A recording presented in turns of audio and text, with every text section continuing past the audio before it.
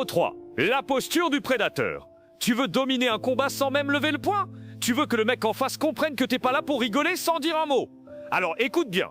Dans la rue, le combat commence bien avant le premier coup. C'est pas une baston, c'est un duel mental. Et la première arme, c'est pas ton poing, c'est ta posture. Ton corps parle avant toi. Et s'il envoie le mauvais message, tu perds déjà.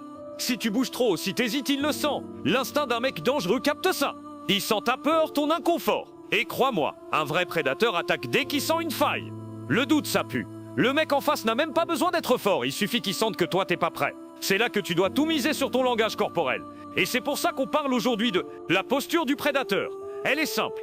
Elle dit tout sans que tu ouvres la bouche. Quant à la posture du prédateur, t'as pas besoin de menaces. T'as pas besoin de grands discours. Tu respires le contrôle, la puissance, la stabilité. Et pour ça, il y a 4 réflexes que tu dois graver dans ton corps. C'est pas un jeu, c'est un code, une signature.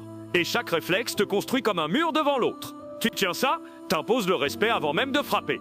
Premier réflexe, appui bien écarté, largeur d'épaule. T'es un roc, tu dois être prêt à bouger mais sans jamais vaciller. Trop serré, t'as pas d'équilibre. Trop écarté, t'es lent. Cherche l'ancrage parfait. Le sol est ton allié. C'est lui qui t'alimente en puissance. Ton adversaire doit sentir que tu bougeras pas d'un millimètre, même s'il crie ou tente de t'impressionner. Tu tiens, tu vacilles pas. Tu montres que t'es là. Deuxième réflexe, épaules détendues, mais fermées. Si t'es tendu, tu respires la peur. Si t'es trop relâché, tu respires l'arrogance molle. Ce que tu veux, c'est un équilibre. Un verrouillage silencieux. Pas besoin de contracter à fond, mais faut que tes bras protègent ton torse. Ton corps dit « Je suis calme, mais je suis prêt ». C'est une alerte, une invitation à ne pas faire le premier faux pas. Tu dégages une tension contrôlée. Troisième réflexe, menton légèrement rentré. C'est discret, mais ça change tout.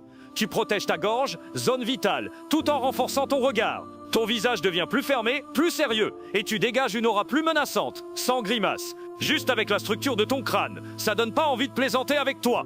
Tu montres que t'es pas là pour sourire, t'es là pour faire respecter ton espace. Ton silence, c'est un mur. Quatrième réflexe, le regard. Fixe, sans cligner. Tu fuis pas. Tu le regardes dans les yeux sans arrogance, sans peur. Tu l'analyses, tu le contrôles. Tu ne bouges pas, mais ton regard le traverse. Un vrai prédateur ne regarde pas autour, il vise sa cible. Ce regard-là, c'est un avertissement silencieux. Tu veux pas la guerre? Mais si elle vient, tu seras le dernier debout. Ton regard, c'est ton message, c'est ta première frappe. Avec ces 4 réflexes, tu tiens droit. Tu parles pas, mais ton corps hurle, si tu bouges, tu tombes. Cette posture impose une tension. Pas une menace, une tension. Les gens la sentent, ils s'agitent pas trop près de toi. T'as même pas levé le doigt, et déjà ils calculent. C'est comme ça qu'un vrai coq de combat entre dans un lieu.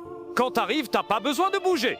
Tu vibres. Et ceux qui t'observent comprennent direct. Tu rentres dans une pièce, tu dis rien, tu fais rien, mais